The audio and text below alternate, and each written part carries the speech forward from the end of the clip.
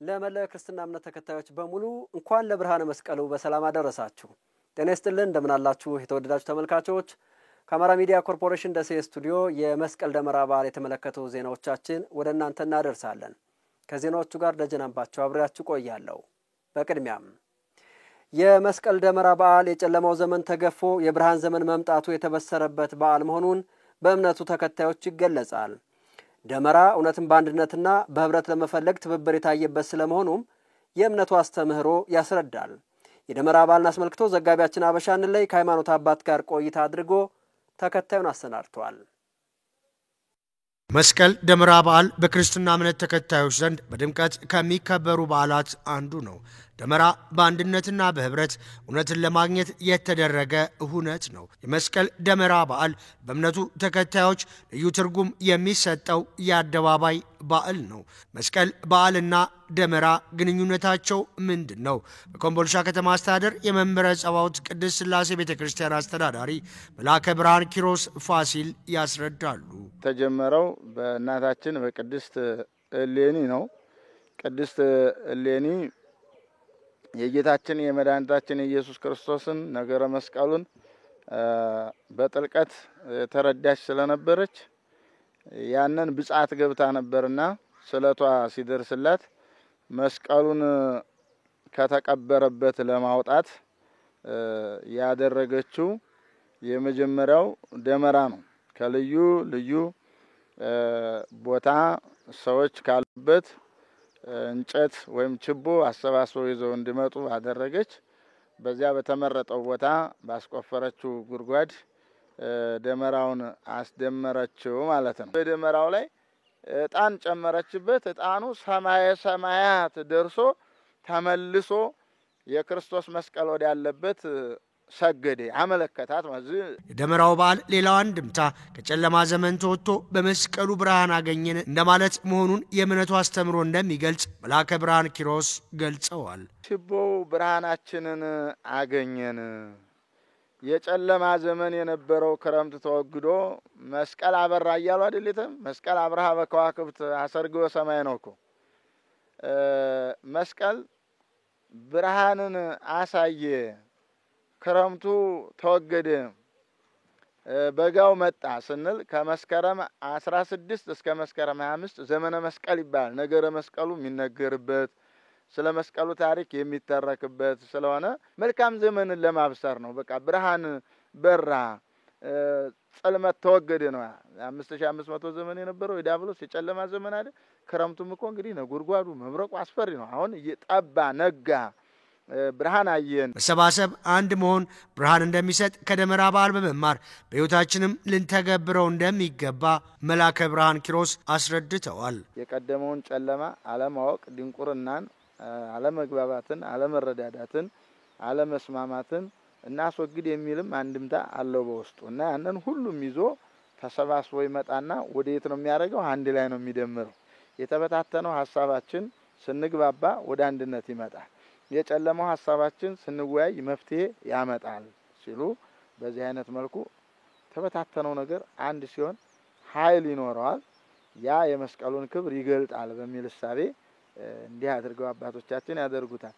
ኢትዮጵያውያን ባንድ በጎ እሳቤ ላይ ተመስርተን ብናስብ የቀደሙ አባቶቻችንን ታሪክ ብንደግም መንፈሳውያን ብንሆን ቀኖች ብንሆን ከምንም በላይ ደግሞ ከሊቅ እስከ ደቂቅ ከቤተ መንግስቱ እስከ ቤተ ክህነቱ እግዚአብሔርን ማዕከል አድርገን ለእግዚአብሔር ብንገዛ ሁሉ ነገር ይከናወናል።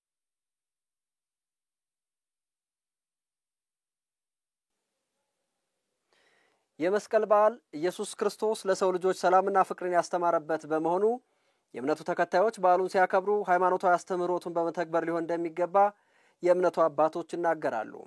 የመስቀል በዓልን በተመለከተ ባልደረባችን ፊኒክስ አየሎም ከሃይማኖት መምህር ጋር ቆይታ አድርጋ እንደሚከተለው አሰናድታለች።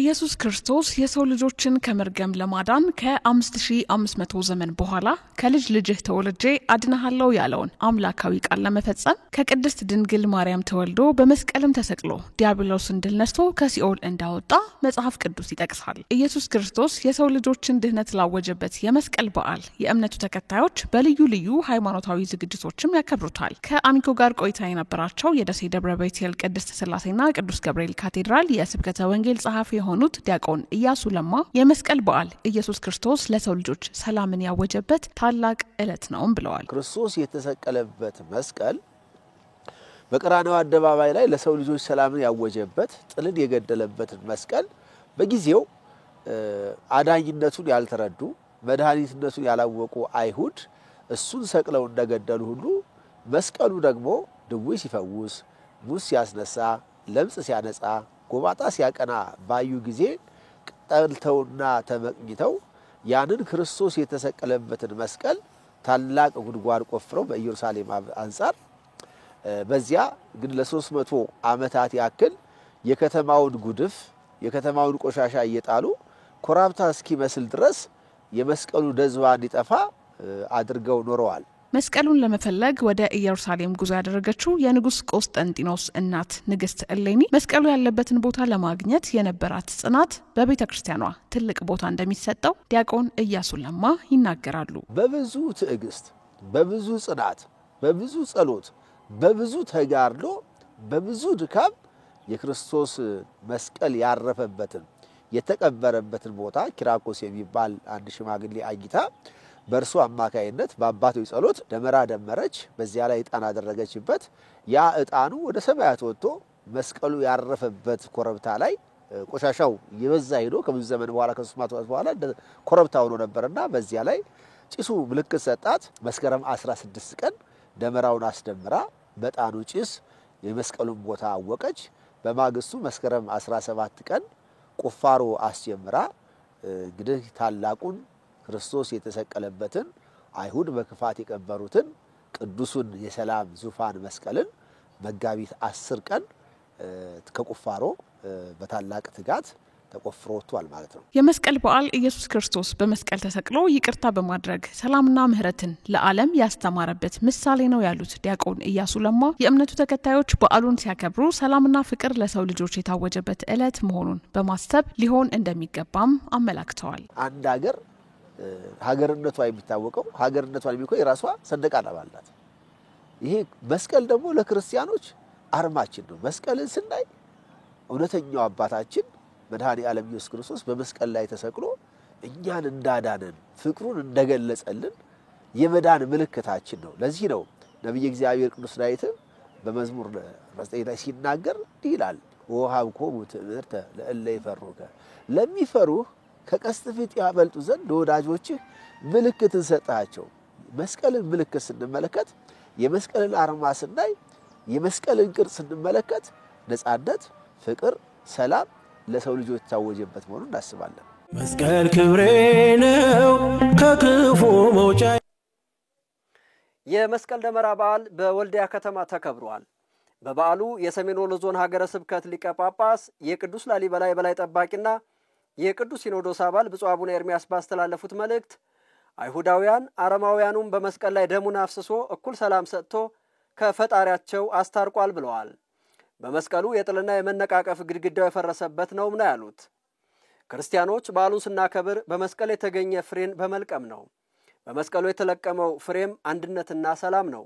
በብሔር መካከል በሀብታምና በድሃ በተማረና ባልተማረ ልዩነት እንዳይኖር የተደረገበት ፍሬ በመስቀሉ ድል መሆኑን አንስተዋል። ይህን በዓል ስናከብር ንግስት ኢሌኒ መስቀሉን ፈልጋ እንዳወጣች ሁሉ እኛም በመስቀሉ የተቀበረን ሰላም በመፈለግ ሊሆን እንደሚገባ ብፁዕነታቸው መልእክት አስተላልፈዋል። የወልዲያ ከተማ አስተዳደር ተቀዳሚ ምክትል ከንቲባ ዱባል አብራሪ በበኩላቸው የመስቀል በዓልን ስናከብር የቀደምት እናትና አባቶቻችን ፈለግ መከተልና የሃይማኖቱ አስተምሮ በሚያዘው መልኩ ሊሆን እንደሚገባ አሳስበዋል። አባቶቻችን እንደዛሬው ቴክኖሎጂ ሳይበለጽግና ምቹ ሁኔታ ሳይኖር መልካም ነገር ሰርተው አሻግረውልናል።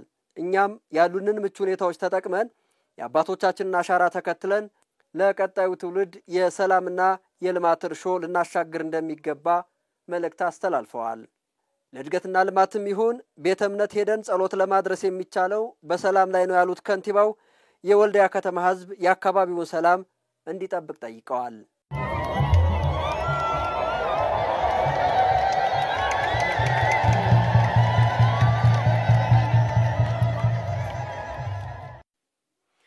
በተመሳሳይ የመስቀል ደመራ በዓል በኮምቦልቻ ከተማ አስተዳደር ተከብሯል።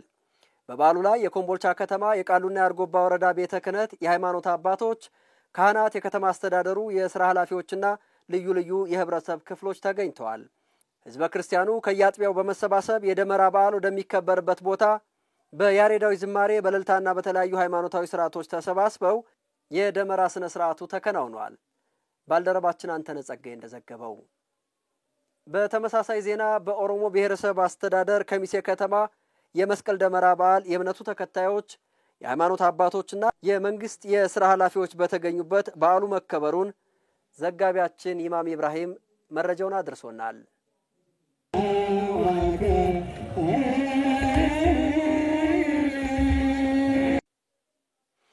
የተወደዳችሁ ተመልካቾች ከአማራ ሚዲያ ኮርፖሬሽን ደሴ ስቱዲዮ የመስቀል ደመራ በዓል ዜናዎቻችን የተከታተላችኋቸውን ይመስላሉ። አብራችሁን ስለቆያችሁ ከልብ እናመሰግናለን። ለመላው ክርስትና እምነት ተከታዮች በሙሉ በድጋሜ እንኳን ለብርሃነ መስቀሉ አደረሳችሁ። ደጀን አምባቸው ነበርኩ። ጤና ይስጥልን።